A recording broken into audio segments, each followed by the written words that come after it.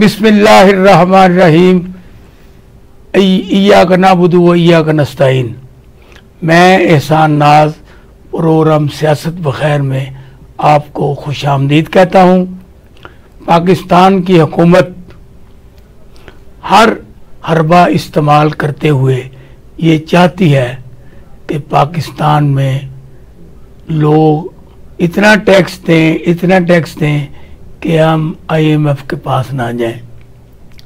हम जितनी मर्जी मनी लॉन्ड्रिंग करें, टैक्स फिर भी ज़्यादा हो। हम मनी लॉन्ड्रिंग करके मुख्तलिफ जगहों पर जायदादें ले लें, अपनी नई गाड़ियां ले लें, नए कारोबार शुरू कर लें, लेकिन टैक्स सारा जो है ना वो इनकम टैक्स और कस्टम वाले हमें पूरा करके दें। इस सिलसिले को आगे बढ़ाते हुए वज़ीर आज़म मियां मोहम्मद शहबाज शरीफ साहब ने पाकिस्तान की तारीख में पहली दफ़ा वो 10-15 बड़े कस्टम के जो हुक्काम हैं उनका नाश्ता किया है। देखो अब वो दोपहर के खाने में क्या कहते हैं, या रात को अगर वो लंबा मुर्ग पुलाव होता है तो उसमें वो क्या कहते हैं। पहले तो हम यही सुनते थे, ये बस ये कस्टम इंस्पेक्टर ये खा गया सब कुछ, इसको सस्पेंड कर दो, इसको मुअत्तल कर दो, इसको घर भेज दो। लेकिन जब अब चोट लगी है ना बड़े बड़े आला ओहदेदारों की, तो उनको भी नानी याद आ गई कि हमने अब कैसे अपने टारगेट्स को पूरा करना है। और मैं कुछ दिनों से ये देख रहा हूँ कि वो चीज़ें जो कभी बड़े बड़े ताजर सनतकार नहीं निकालते थे, उन्होंने निकालनी शुरू कर दी और उनकी आवाज़ें हम तक पहुँच रही हैं। और बार बार यही कहा जा रहा है कि FIR हम पे बड़ा जुल्म कर रहा है, कस्टम काम हम पे बड़ा जुल्म कर रहे हैं। और अब तो गोदी पर कितने ऐसे मैं शिप्स बता सकता हूँ जिन्हों के ऑर्डर थे, उन्होंने एंटर होना था, उन्होंने एंटर होना बंद कर दिया है, क्योंकि टैक्स अब पूरा लिया जाता है। अब ये नहीं कि MQM वाले जैसे वो बोरीबंद लाशें भेजते थे और वो कस्टम काम को भी यरगमाल बना के जहाज़ों के जहाज़ निकाल लेते थे। ये पाकिस्तान की तारीख है, बदकिस्मती है, इसमें क्या किया जा सकता है। तो अब ये जो टैक्स का निज़ाम है, इसको बेहतर बनाने के लिए हुकूमत ने जो इक़दामात किए हैं, अगर वो उनमें अपनी तरफ भी देख लें कि हम क्या करते हैं, हम कितना टैक्स देते हैं, तो पता चलेगा कि वो टैक्स देना चाहते हैं या लेना चाहते हैं। लेकिन मेरे यहाँ तक जितनी इतलात है उनमें हैं हाथी के दांत दिखाने के और चबाने के। और आपको याद होगा मियां नवाज शरीफ साहब ने जब येलो कैप स्कीम में मस्जिद मंगवाई थी तो वो टैक्स का क्या उन्होंने किया था, फिर वो गाड़ियाँ बंद कर दी गई थी। एक वक्त में जब स्क्रैप आता था तो 1-2 दिन के लिए छूट दे के स्क्रैप को अंदर करने के बाद फिर टैक्स लगा दिया जाता था। तो ये वही हुक्मरान है, ये कोई नए नहीं है। ये शरीफ हों जरदारी हों, इनके पेट इतने बड़े हैं कि ये सब कुछ हजम करने के बाद भी भूखे के भूखे हैं। और इन्होंने आज आके सब अपनी उम्मीदें हम फिट कर दी हैं कस्टम और इनकम टैक्स पे। तो आज हमारी खुशकिस्मती है कि वो शख्सियत हमारे पास मौजूद हैं जिन्होंने पूरे 60 साल इस महकमे में सर्व किए और कलेक्टर कस्टम कराची और मुख्तलिफ जगहों पर रहे। तो वो फिर बाद में बाइज्जत तौर पे रिटायर्ड हुए। हालांकि मैंने देखा है कि मोस्टली बड़े ऑफिसर जब रिटायर होते हैं तो वो साथ वो ऐसा बैगेज भी लेके आते हैं, जो कि उनके खिलाफ केसेस होते हैं वो भी चलते रहते हैं। लेकिन ये बहुत ही neat and clean person Salim Akhtar साहब हमारे साबिक कलेक्टर कस्टम हैं। ये हमारी खुशकिस्मती है कि वो अमेरिका जाने से पहले भी हमसे प्रोग्राम करके गए थे और उनकी कमिटमेंट थी कि मैं जब अमेरिका से वापस आऊँगा तो मैं आपके प्रोग्राम में हाज़िर होऊंगा। तो मैं उनका मशकूर हूँ कि वो आज हमारे स्टूडियो में मौजूद हैं। आज हमसे ये आप उनसे आज ये पूछेंगे और अपने नाज़रीन को, अपने व्यूअर्स को ये बताएंगे कि पाकिस्तान में टैक्स वसूली का तरीका क्या है और किस तरीके से टैक्स अवीन की जाती है और किस तरीके से हुक्मरान मुदाखलत करते हैं। ये एक शबर ज़ैदी भी आए थे, वो भी कुछ नहीं कर सके। पहले भी जितने भी FBR के चेयरमैन हैं कुछ नहीं कर सके, अब भी ये भी कुछ नहीं कर सकेंगे। तो अब ये जिन लोगों का गला काटा है शहबाज शरीफ ने, देखिए उसका क्या असर निकलता है। तो मैं आपको सलीम अख्तर साहब अपने शो में वार्म वेलकम करता हूँ और आपको अमेरिका से वापसी पर वेलकम करता हूँ। बहुत शुक्रिया। तो आप मुझे ये बताएं, आपकी एक जिंदगी का निचोड़ है, आपने सारे रमूज देखे हैं जी, बेशक। अपने सामने गपले भी देखे हैं, अपने सब पकड़े भी लोगों को, आपने भी पकड़े हैं जी, और बड़े बड़े मार के आपने किए हैं। जी जी, बेशक। अब ये जिन चंद लोगों को उखाड़ दिया गया, किसी को मुअत्तल कर दिया, किसी को वापस भेज दिया है और किसी को वैसे ही सजा, मैंने ये भी सुना कल कि कुछ लोगों को नौकरी से फारग किया जा रहा है जी। तो ये हॉट पॉसिबल, और इससे क्या आमदन में इजाफा होगा और टैक्स की कलेक्शन ज़्यादा होगी? जी, देखिए आपके सवालात सारे ही माशाल्लाह बड़े वैलिड हैं मौजूदा हालात को मद्देनज़र रखते हुए। इसमें कोई शक नहीं कि मैं महकमे में हर जगह सर्व किया है। जाहिर है आपने फरमाया 60 साल, वाकई 60 साल की उम्र तक मैं सर्व करता रहा हूँ और कुछ 35 साढ़े 35 साल की मुलाजमत भी है उस दौरान में, जाहिर बात है। तो और उसमें मैं आपको बताऊं कि मेरी यूनिक जो है वो यानी समझ लें कि खूबी ये है कि मेरी पोस्टिंग एक हमारा विजिलेंस का महकमा था जो कि यानी चीफ इंटेलिजेंस एजेंसी हमारी कहलाती थी। वहाँ पर मैं 6 बरस मुसलसल पोस्टेड रहा हूँ। समझा जाता था कि वहाँ पे नहायत ईमानदार आदमी को लगाया जाए। तो सलीम अख्तर साहब, क्योंकि आपने जो चीज़ें बता रहे थे जी जी जी, उसमें मैं कुछ और ऐड करना चाहता हूँ। जी ज़रूर। एक टारगेट दिया जाता है कि ये आपने करना है जी जी जी, और वो पहले से तखमीना लगा लिया जाता है। जी हाँ, और नोटिस पे दीजिए, इसको लाख उसको 10 लाख का नोटिस भेज दिया जाता है।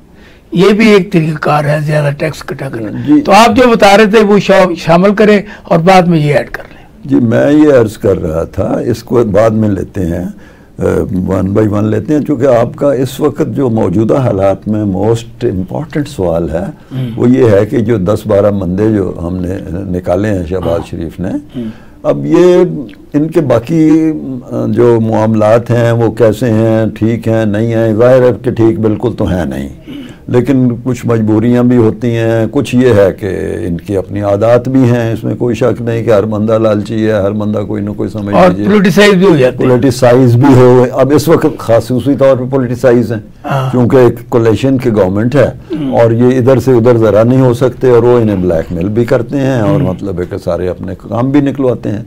लेकिन बहरहाल अब let's come back to the main point. अब मैं देखिए मेरी भी बड़ी नौकरी है कस्टम्स में, काफ़ी अरसा गुजारा। हमने तो यही देखा था कि बेचारा वो इंस्पेक्टर या डिप्टी सुपरिटेंडेंट या सुपरिटेंडेंट वही इस जंजाल में आते थे। जिस तरह पटवारी आता है, तहसीलदार आता है, इसी को कोई नहीं पूछता, वो सबसे ज़्यादा वो खाता है पटवारी, तहसीलदार उसी को पहुंचाते हैं नहीं पैसे जाते। तो अब ये है कि मैं तो ये समझता हूँ कि ये एक्शन बहुत अच्छा है। ये पहली दफ़ा हुआ है कि इतने अफसरान हुए थे, 1-2 अफसरान हमारे ज़माने में भी, ग्रेड 20 के भी एक अफसर थे। भुट्टो दौर में भी कुछ हुआ था। जी, मैं नाम क्या लूँ, वो आपको याद ही होगा, वो हमारे मुबशर साहब, मुबशर हसन साहब जो वज़ीर ख़जाना बने थे, इंतहाई ऑनेस्ट आदमी थे।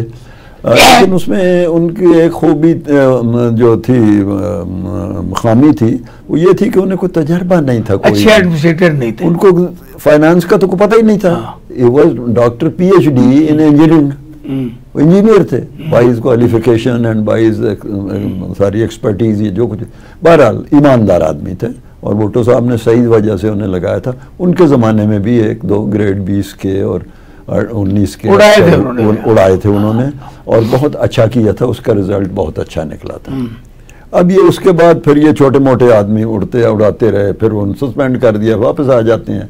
लेकिन ये इस दफ़ा जो इन्होंने ये 10-12 जो आदमी लिए हैं, ये अब इसमें हम नहीं किसी की नीयत के ऊपर क्यों शक करें कौन कैसा है या कौन नहीं है, लेकिन बाय एंड लार्ज मैं समझता हूँ कि इसका नतीजा अच्छा निकलेगा। ठीक। उसकी वजह ये है कि जब उन्हें पता लगेगा कि भाई यहाँ तक हमारे तक भी ये अब रस्सा जो है ये फांसी का पहुंच सकता है, तो वो फिर सख्ती करेंगे नीचे, और वो नीचे वाला सख्ती करेगा और नीचे, यानी 22 वाला 21 वाले पे सख्ती करेगा ग्रेड वाला, 21 वाला 20 वाले पे, और 20 वाला 19 वाले, और वो नीचे आ जाएगा। एक्चुअली नीचे भी बहुत करप्शन है, मैं मानता हूँ, इसमें कोई शक नहीं है, लेकिन सवाल ये है कि ये ऊपर वालों का फर्ज है कि वो एक एग्जाम्पल बन के दिखाएं। वो ईमानदार होंगे तो नीचे वाले को का गला दबाएंगे। अगर उनको भी नीचे से आने हैं पैसे, तो वो नीचे वाले को क्या मतलब यह है कि वो नुकसान पहुंचाएंगे। पिछली दफा भी शायद मैंने आपसे कहा था कि जब इनकी इंक्वायरियां होती हैं, इंक्वायरियां भी कस्टम अफसर को दे देते हैं। अब याद ही होगा आपको पिछली मीटिंग में जब कोई सस्पेंड होता है, उसकी इंक्वायरी जो है वो कस्टम सर्विस का। मेरे पिछले इंटरव्यू में कुछ तशनगी थी जी, तशनगी वो ये 12-14 मैं उसी वक्त अर्ज किया, 12-14 निकाले से और बढ़ गई। मैं वही पे कह भी गया था पिछली दफा, क्योंकि वक्त कम था। तो उसमें यह है कि इनकी होने की वजह से मैं ये समझता हूँ कि ये बहुत अच्छी बात हुई है। अब ये है कि ये इस तरह नहीं है कि निकाल के बाहर कर दी, उनके इंक्वायरी करें, और इंक्वायरी करके मुझे 72 घंटे में रिपोर्ट दें, एक तो कि भाई आई इन्वॉल्व है या नहीं है। अगर इन्वॉल्व हैं तो फिर इनकी फुल फ्लाइट इंक्वायरी की जाए। वो E&D रूल्स हमारे होते हैं, efficiency and discipline government of Pakistan के, यानी आपके महकमे के अंदर रूल हैं जी। वो यानी ये पूरे गवर्नमेंट के रूल्स हैं कि जो महकमाना रूल्स हैं, यानी सब तमाम महकमों को वो लगते हैं, उनको E&D रूल्स कहा जाता है। जिस तरह पुलिस में है, फौज में है, रेलवे में है, सब में, लेकिन वो E&D रूल्स सबके लिए एक है। ठीक, वो यानी गवर्नमेंट ऑफ पाकिस्तान के कैबिनेट डिवीजन ने बनाए हुए हैं, यानी मतलब है। तो बहुत से लोगों को E&D का नहीं पता, थोड़ी सी मैं उसमें तफसील बता देना। इसका मतलब है कि एफिशिएंसी एंड डिसिप्लिन। E&D तो आपने भी सुना होगा, सारे सुनते हैं। तो इसका मतलब ये है, वो मुखफ़फ़ है, तो एफिशिएंसी एंड डिसिप्लिन रूल्स। अब इसमें बहुत सी चीजें हैं, वो तो बात दूसरी तरफ निकल जाएगी। बाद लोग नाक कान गला भी समझ जाते हैं। जी भाई, तो वो जो है आप ये समझ लीजिए कि ये अब वो उसकी इंक्वायरी होगी बाकायदा।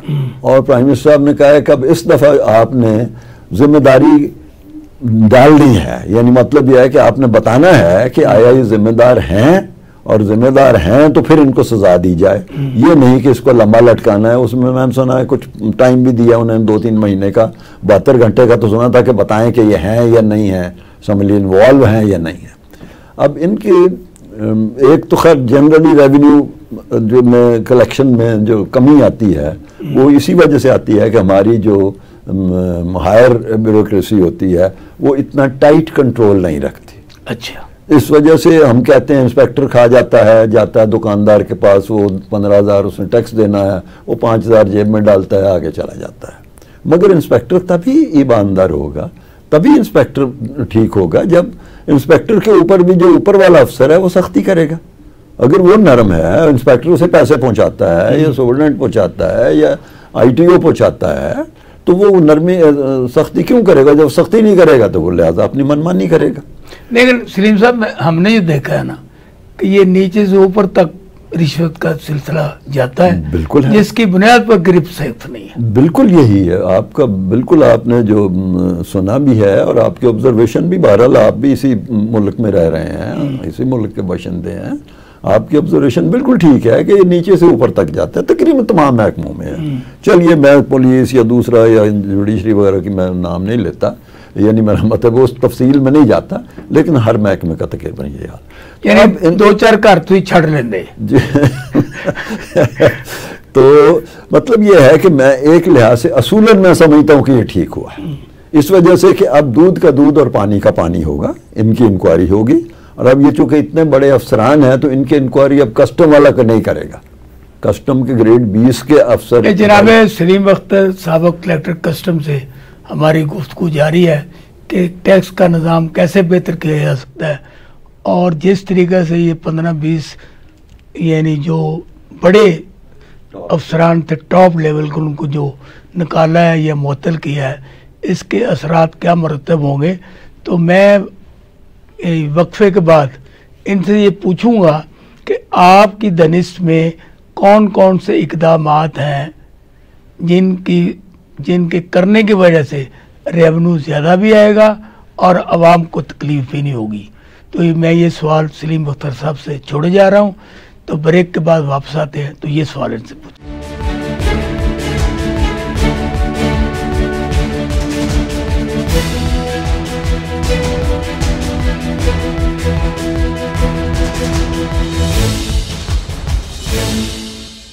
Welcome back.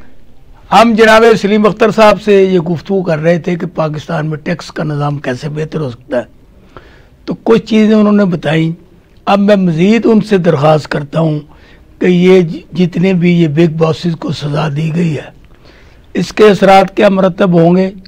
कोई रिवल्ट तो नहीं आएगा, कोई हड़ताल सिस्टम तो नहीं होगा, या इस महकमे को और ज़्यादा ख़राब करने की कोशिश तो नहीं की जाएगी, या वाकई इससे रेवेन्यू में इजाफा होगा?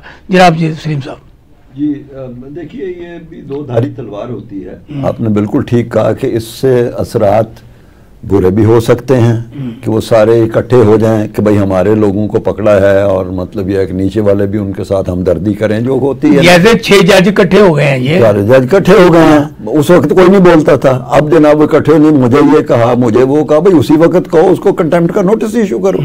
एनीवे, अब तो सारे हाई कोर्ट इकट्ठे हो गए हैं। मैं वही अर्ज किया था, चले छोड़ें, फिर वही कंटेम्प्ट में हम आ जाएंगे, हम इसी तरफ रहते हैं। अब ये है कि ये भी आपने ठीक कहा कि इसमें बुरे असरात भी हो सकते हैं, अच्छे असरात भी हो सकते हैं। इंसान है, उसकी फितरत है कि भाई यार मेरे साथियों को निकाला है, कल को मेरी बारी ना आ जाए। तो जो तो करप्ट आदमी है वो तो ये सोचेंगे, लेकिन जो ईमानदार आदमी है, चंद हैं भी, ऐसी कोई बात नहीं है कि नहीं है महकमे में, उन पे अच्छा असर पड़ेगा कि भाई करप्शन को रोकने की कोशिश की गई है। और दूसरा असर ये पड़ेगा कि करप्ट लोग जो हैं अब कुछ डर भी जाएंगे कि भाई अगर ये इतने ऊंचे तक जा सकते हैं और इतने बंदों को एकदम एक्शन ले सकते हैं, तो कल को हमारी बारी ना आ जाए। इसमें मैं समझता हूँ कि बेहतरी के आसार होंगे। ठीक। अब मैं एक छोटी सी मिसाल देता हूँ इनकी करप्शन की, जो ग्लेयरिंग यानी बज़ाहिर करप्शन थी, उसने ऐसे पागलों की तरह 10-12 बंदे तो नहीं ना हो जाते हैं।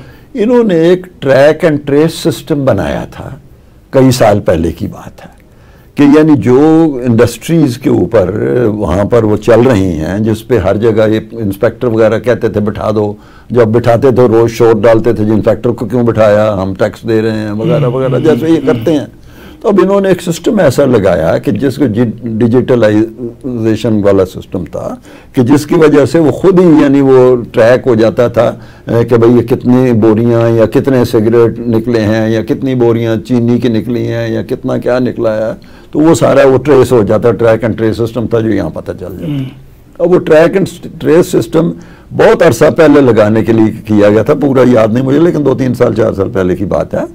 तो इसमें इन्होंने ये किया कि एक तो वो नहीं लगाया, और जब कहा गया कि लगाएं तो उन्हीं बंदों को जिन पे लगाना था उन्हें कहा जी आप खुद लगा लें इसको और हमारे साथ कनेक्ट कर दें उसको सिस्टम, इंटरनेट के ऊपर सिस्टम का। अब ये कभी हुआ है कि आप जिसकी चोरी पकड़नी उसे कहें कि भाई चौकीदार तुम रखो तो अपनी मर्जी का, और उसकी तनख्वाह के पैसे जो है वो हमसे ले लिया करो, या जो भी है। तो ये इतनी ग्लेयरिंग चीज थी कि एक तो उनको दे दिया, दूसरे देखें उन्होंने कहा गया कि सिगरेट पे लगाएं। पहले तो उन्होंने यानी एक समझ लें कि आजमाइशी तौर पर कहा कि सिगरेट पे बड़ी चोरी होती है, होती भी है, आपको पता ही है कि कितना सारी स्मगलिंग की वजह से बहुत चोरी होती। तो इनकी देखें यानी शैतानियत देखें कि इन्होंने 2 फैक्ट्रियों पे लगाया, और वो 2 कौन सी थी, जो फॉरेन कंपनीज हैं, यानी जो मल्टीनेशनल हैं, जिन्होंने कम से कम चोरी करनी है, तो उनको तो डर है ना। असल मल्टीनेशनल का तो यहाँ माँ बाप कोई नहीं ना जी, वो तो हमारी जो नेशनल है टोबैको कंपनियां, उनके में जिनके बंदे सेनेट में हैं, जिनके बंदे नेशनल असेंबली में हैं, जिनके बंदे वजीर बनते हैं, भाई तुम उन पे लगाओ। और सिर्फ 2 फैक्ट्री में वो मल्टीनेशनल के ऊपर, ताकि मतलब ये एक सिलसिला। उसके बाद चीनी पे लगाना था, उस पर सब, तो ये ट्रैक एंड ट्रेस सिस्टम ही लगाया। तो ये ग्लेयरिंग मिस्टेक थी। हम वापस दोबारा उस तरफ आ जाते हैं कि रेवेन्यू कलेक्शन की तरफ। अब रेवेन्यू कलेक्शन जो है, मेरा ये ख्याल है कि इससे बेहतर असरात होंगे यकीनन हमारे, और रेवेन्यू कलेक्शन की हमें इस वक्त बहुत ज़रूरत है। यानी इसके अलावा कि जो गवर्नमेंट के लल्ले तलल्ले और बेइंतहा अखराजात हैं, जो अभी मैं सुन रहा था, दूसरे इंटरव्यूज में भी सुनता रहता हूँ कि भाई ये जहाज अपने चल रहे हैं और ये चल रहा है और 12-12 गाड़ियाँ और 20-20 गाड़ियाँ आगे पीछे चल रही हैं। तो एक ये अपनी जगह पर रहा। दूसरे जितने कर्जे हमने देने हैं जितने हम मकरूज हैं और जिस तरह से शिकंजा कसा हुआ है IMF 2,80,000 रुपए कल की रेशियो है जी हम 25 करोड़ लोगों ने हर एक बंदे कर हर बंदे ने और ये साबका जो वजीर खजाना नहीं गौस पाशा थी ना, गौस पाशा जी, उनने कल ये मेरे साथ बात की। जी बिल्कुल ऐसा ही है। और उसमें से तकरीबन 90 या 91 या 100 अरब रुपया हमने फॉरेन एक्सचेंज का सिर्फ देना है, यानी बिलियन 91 बिलियन डॉलर्स देने हैं। अच्छा, यानी टोटल हमारा डेट जो है, फॉरेन डेट अंदरूनी छोड़ दें जो हमने अंदर बैंकों से लिया हुआ है, तो 90 या 100 बिलियन डॉलर जिस कौम ने देना हो, और अंदरूनी कर्जे ज्यादा इससे भी ज्यादा हैं, लेकिन वो इसलिए खामोश हैं कि वो इनके माताहती हैं, वो भी चोरियां करते हैं टैक्सों में, वो भी खामोश हैं। अच्छा जी ठीक है लेते रहे, प्लस उन्हें इनकम एक फिगर और मैं देता हूँ कि जो साबिक वजीर आजम है ना खाकान अब्बासी, उन्होंने कल एक सेमिनार में गुफ्तगू करते हुए कहा, उन्होंने कहा जिस तरह ये IMF से कर्जे ले रहे हैं ना, तो ये 10 साल के बाद ये कर्जे जो है ना इससे 1000 गुना ज्यादा बढ़ जाएंगे। जी वो मतलब देने के काबिल नहीं, एक स्टेज पे आकर के फिर देने के काबिल नहीं रहता। जैसे उन्होंने ये भी कहा ना, इस वक्त भी हम जो कर्जे लेते हैं ना वो कर्जे कम होते हैं, हमने वापसी उनको ज्यादा देना होता है। इसमें कोई शक नहीं है, वो कर्जा हम लेते हैं कर्जा वापस करने के लिए, यानी हमारे पास पैसे नहीं है, लेकिन वो पठान वाला मामला वो कहता है तो कुछ हमसे लो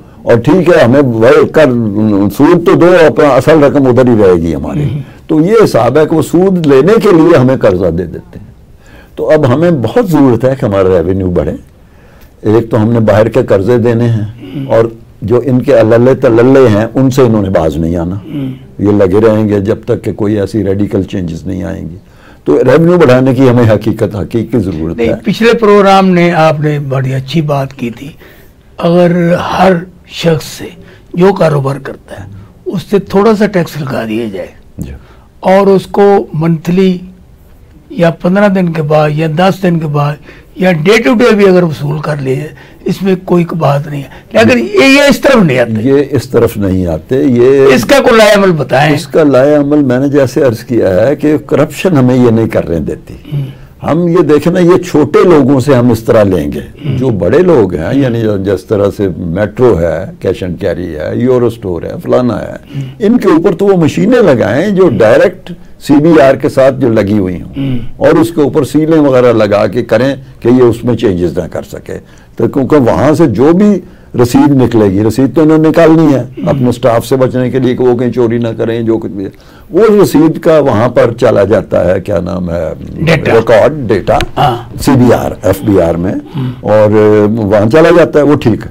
अब ये मैंने आपसे तजवीज़ की थी कि ये छोटे दुकानदार, एक्चुअली तो हमारा हर बंदा टैक्स नेट में आता है महंगाई की वजह से, यानी कोई भी इंसान ऐसा नहीं, टैक्स पे कर रहा है। 2-3 बंदे का खानदान, 4 बंदे वाला, तो उसे 60-70 हज़ार 80 हज़ार रुपया तो चाहिए, मतलब उसके बगैर जिंदा नहीं रह सकता। और वो बना रहा है जैसा भी है, यानी रेडी वाला है वो भी बना रहा है, छोटी सी दुकान वाला है वो भी बना रहा है, क्योंकि रोजी तो उन्होंने कमानी है। तो टैक्सेबल सब हैं। थोड़ा टैक्स देने वालों को मैंने जैसे अर्ज किया था कि डेली नेट बढ़ा दिया जाए, और डेली बेसिस पे तो नहीं, लेकिन मैं कहता था कि मंथली बेसिस पे इनसे ले लीजिए। जिस तरह ये भत्ता उस पर कॉरपोरेशन वालों को देते हैं, पुलिस को देते हैं, तो भत्ता ही समझ करके दे दें, तो इनसे भी खरबों रुपए जो है वो बन सकते हैं। मैंने यही गुजारिश की ना, जिस तरह वो रेडी बान जो है वो किसी को भत्ता दे रहा है, फुटपाथ पे बैठा हुआ बंदा, छोटी दुकान वाला, कुछ ना, अगर इस तरह भी डेली इनकम टैक्स वाले भी जो लोग हैं वसूल कर रहे हैं तो क्या बुरी बात है? जी नहीं, डेली वाला मैं समझता हूँ प्रैक्टिकेबल नहीं है। अच्छा, मैं रहा हूँ उस महकमे में, ये मंथली वर्कर तो बहुत है आपके पास। जी वर्कर तो बहुत हैं, लेकिन वर्कर ईमानदार कहाँ से लाएंगे आप?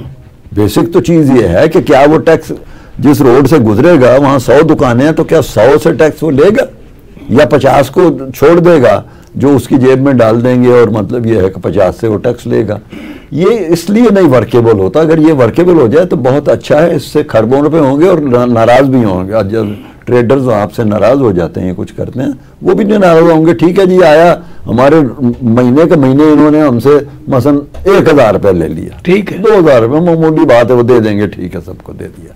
अगर 10,000 मांगे तो नहीं देंगे वो। 10 अब नहीं, अगर साल के बाद आप उनसे मांगेंगे 12,000 तो वो उन्हें तकलीफ दे, हो मुश्किल हो जाता है रोजा। तो ये तो इसको यहाँ ख़त्म करते हैं। अब आ जाइए आप जनरली जो हमने टैक्स कलेक्शन है हमारी FBR की, जो कि हमारा बजट बनता है, आपको पता ही है कि उसको पहले ही किया जाता है, यानी उसका हिसाब किताब रखा जाता है कि हमने इस साल में कितने पैसे रेवेन्यू में कमाने हैं, कितना हमारा खर्चा है, अखराजात कितने हैं, कर्जा कितना देना है, आर्मी को इतना देना है, तनख्वाहें कितनी हैं, पेंशन कितनी है, ये वो सारी चीज़ें हैं। और उसके ऊपर आकर के फिर ये बजट बनता है और वो कलेक्शन का भी एक तखमीना लगाया जाता है। तो वो तखमीना जो है वो IMF कहता है हर रोज़ के बढ़ाओ बढ़ाओ बढ़ाओ, बढ़ा भी रहे हैं। अब कुछ थोड़ी सी इम्प्रूवमेंट है, इसमें कोई शक नहीं, इसलिए कि उन्होंने अब गला इनका बहुत दबाया और टाइट किया हुआ है, तो ये बढ़ा रहे हैं और कर रहे हैं। और मुझे उम्मीद है कि इस एक्शन के बाद अगर इसमें से कुछ गिल्टी निकल आए बंदे और उनको डिसमिस कर दिया गया, तो मैं समझता हूँ नीचे अच्छा जाएगा तासर और लोग बेहतर हो जाएंगे। वो देखना, हुकूमतों से कोई नहीं लड़ सकता, ये कितने भी इकट्ठे हो जाएं, कमिश्नर सारे मिल करके या कलेक्टर सारे मिल करके या जो कुछ भी है, हुकूमत अगर काम लेना चाहे, बशर्ते कि आपका वजीर ख़जाना जो है या मतलब जिसने उनकी पोस्टिंग ट्रांसफ़र कर रही हैं वो भी ईमानदार हो, वो भी किसी उसमें ना आए पॉलिटिकल इन्फ्लुएंस में या किसी और किस्म के इन्फ्लुएंस में, तो मैं समझता हूँ कि ये वर्क करेगा। अच्छा नहीं सलीम सर, जैसे कि हम सुनते थे, अब भी होता है कि पोस्टिंग ट्रांसफर पैसे दे के होती है। जी बिल्कुल, 100%। अच्छा, उसके असरात क्या होते हैं कि वो ठेके दे दिए बिक जाते हैं ना?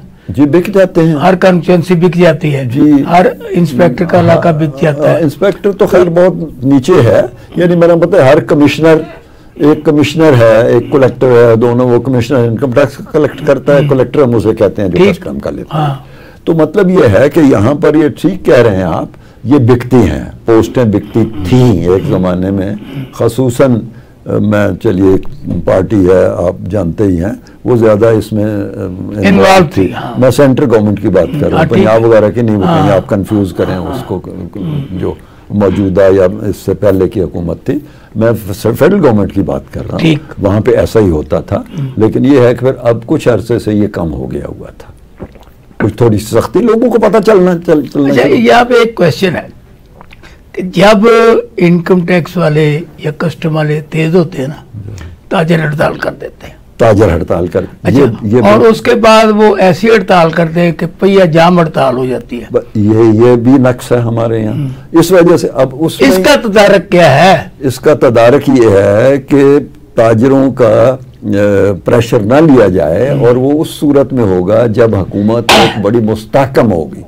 हुकूमतें आते ही ताजरों के सिर पर हैं। देखिए ना, ताजरों की तंजीमें हैं, वकीलों की तंजीमें हैं, दूसरी तंजीमें, सारी तंजीमें इकट्ठी हो जाती हैं। PIA की तंजीम है, स्टील मिल की तंजीम है, वो फिर एज ए होल वोट देते हैं और फिर वो उसका रिवार्ड भी मांगते हैं कि भाई तुम्हें वोट दिया था, अब हमें करप्शन करने दो, या हमें मतलब नाजायज मुनाफाखोरी करने दो। ताजर तो यही चाहते हैं ना कि नाजायज मुनाफाखोरी करें या उसमें ज़ख़ीरा अंदोज़ी करें। अच्छा, मेरे मुशाहिदे में एक बात है कि एक बंदा दुबई से या सऊदीया से, पहले वो वहाँ रह रहा था, वो वापसी पे अपना थोड़ा बहुत सामान भी ले आता है जो कि इस्तेमाल शुदा होता है, जी भी इस्तेमाल, फ्रिज है, AC है, मुख्तलिफ ऐसी चीज़ें हैं, उन पे भी टैक्स उतने ही नए का डाल देते हैं ये। और जितनी मर्जी वो वहाँ बेचारा परेशानी में भी हो, वो कहते हैं टैक्स दो तो ले जाओ वरना पड़ी इधर। नहीं, ऐसा नहीं है। मैं तो खुद बजात खुद रहा हूँ, उस महकमे में रहा हूँ, मेरे पास से ही सारे एम्बेसडर भी और मजदूर भी सारे वहाँ से आते रहे, ऐसी कोई बात नहीं है।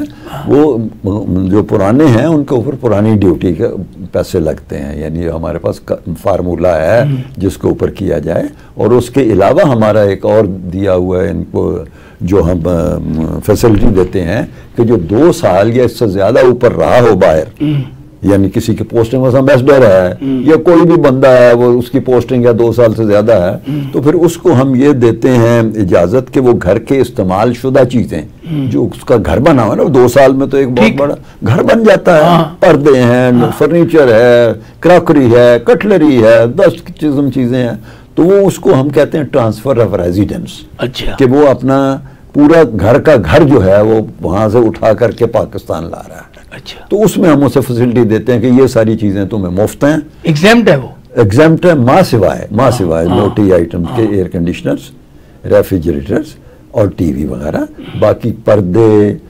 कालीन, कटलरी, सोफ़ा और इस किस्म की सारी चीज़ें मगर इस्तेमाल शुदा हों वो सारी फ्री हैं।